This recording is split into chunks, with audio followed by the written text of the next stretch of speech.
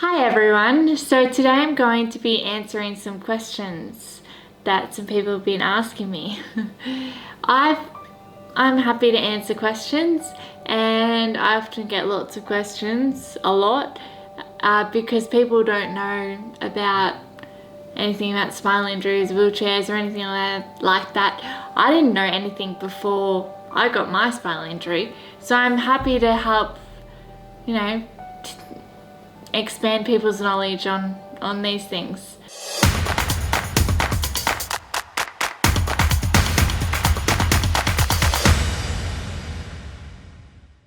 So Tom asks, what am I most excited about in the future? And I think what I'm most excited about is just all my ideas I have for films, and there's different ideas for productions that I want to do, and I'm excited to learn more and just do my passions. And I'm also excited to improve on cheerleading too, because that's one of my passions. And yeah, different things like that.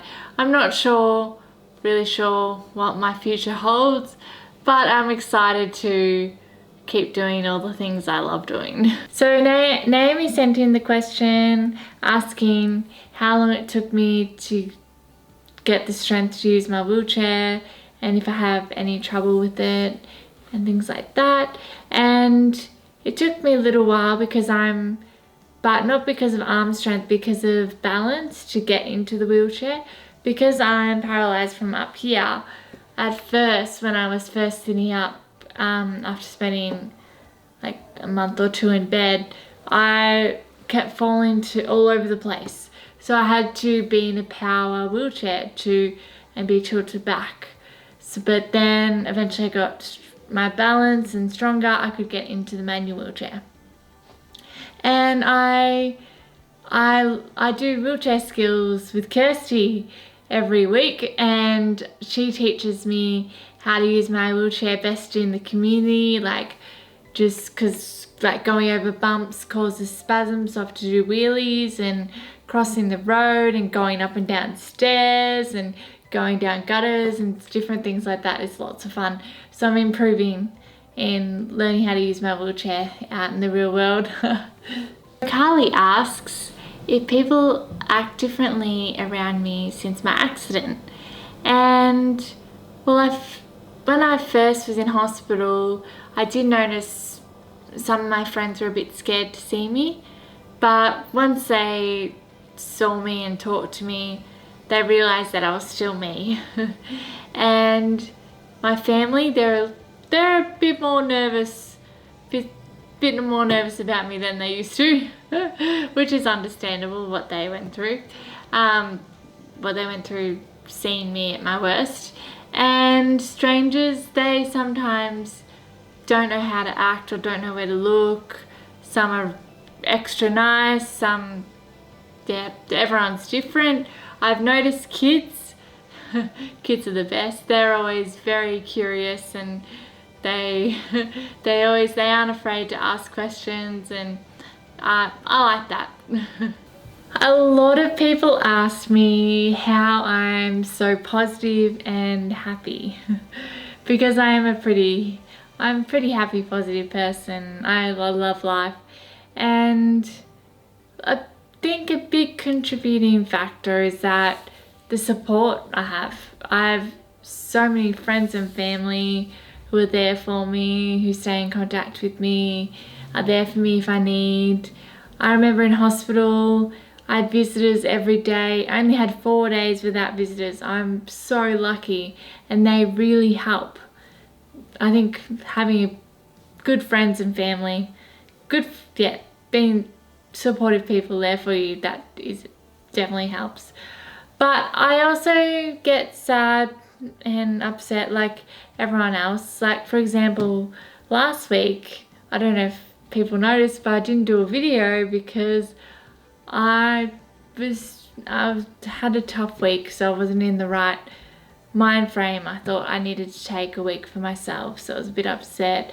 And the way I dealt with it was I went to my close friends and I talked to them, had a bit of a cry to them, and then eventually I was able to accept what happened and forgive. So forgiveness, so you forgive either the person or you forgive yourself or whatever, and then you can then see the bright side. So I could find things that I could be grateful for what happened and different things like that. And it can be hard sometimes.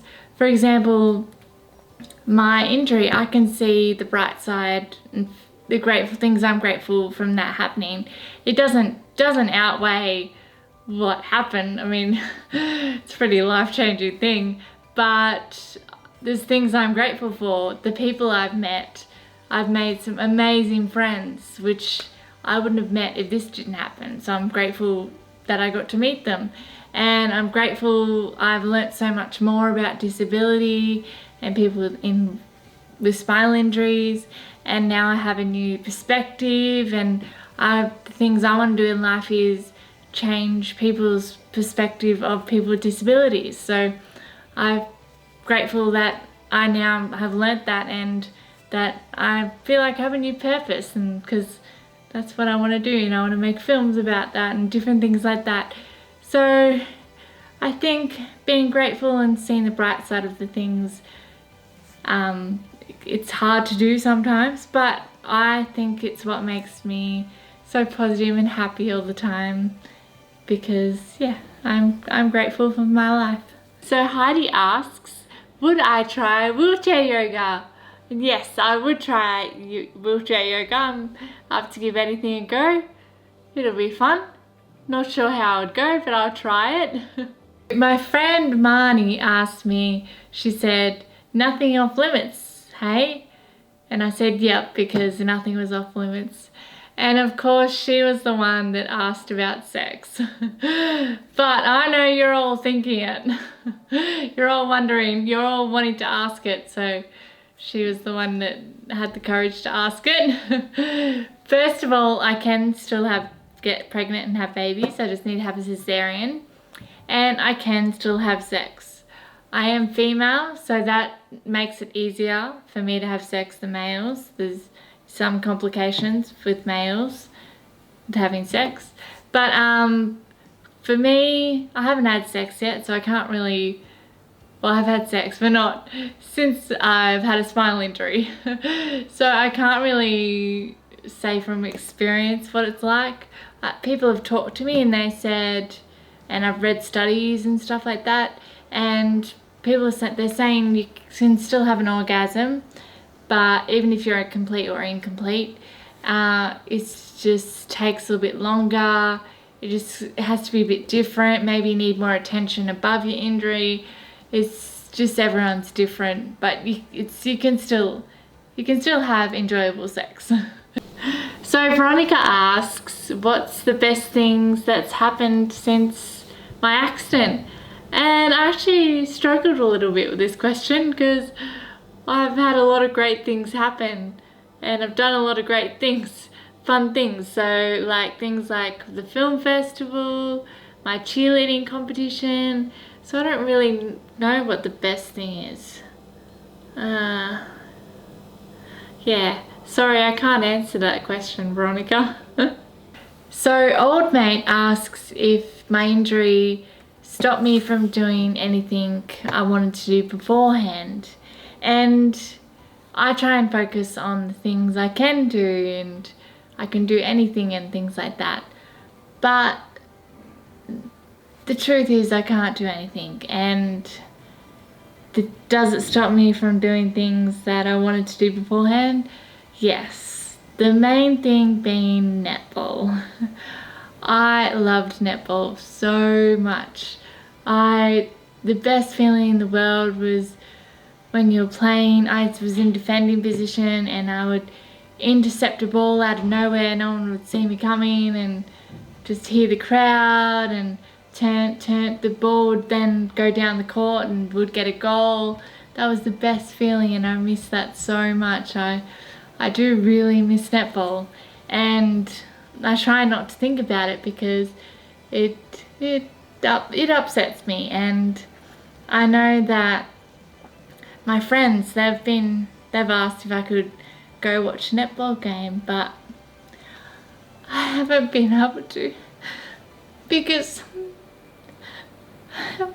I feel bad, but I know it's going to be really hard to watch my first netball game because it's something I miss so much, and I know it'll make me wish that I didn't have my injury, spinal injury, and I try not to do things like that, try and think like that, because it's not like I can change what happened. But and I really do want to see them and support them and stuff. I don't think I'm strong enough to do that yet.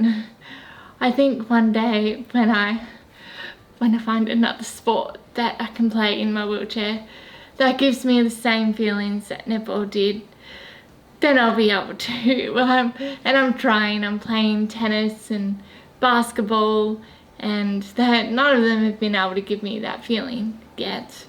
But hopefully one day, because it's some of the best feelings playing netball. But yeah, so, but it's fun trying new sports, and I enjoy that, so I'm not going to give up sport, and I'm going to go watch my friends play netball one day. I just can't do it yet. Sorry I got a little emotional there. But I have one more question and that I'm going to answer. It's one from my brother Richard. It is the hardest question ever. He asked, if I had to choose not to eat a food and it was either chocolate or pasta, which one would I choose? They're my two favourite foods. I love them. And I'm thinking